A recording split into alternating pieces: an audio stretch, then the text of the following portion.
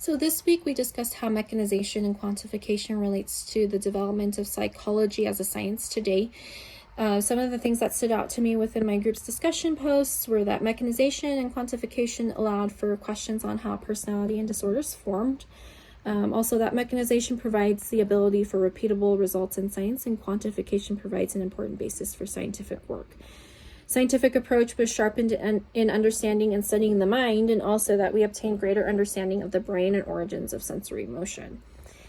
So within my post, I kind of focused on how during this time hypotheses were tested when there seemed to be holes within former research from another philosopher.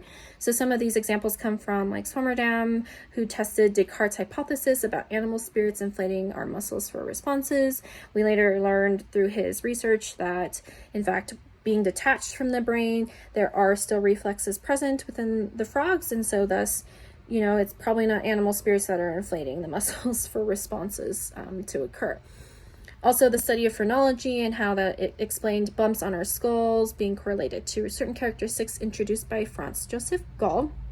This was obviously later disproven, but through further research, we do learn that there is local parts of our brain that correlate to certain functions.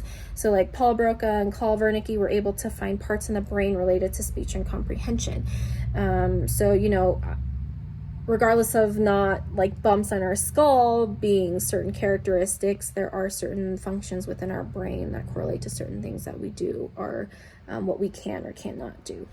Also, we found ways of statistical measurement with the research done by Jacques Catal.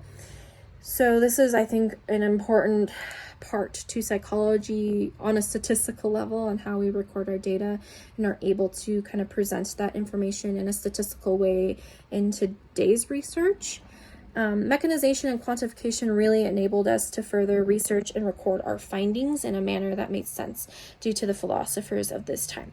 So it set the stage for how we statistically find significance, like I said earlier, within the studies that we do.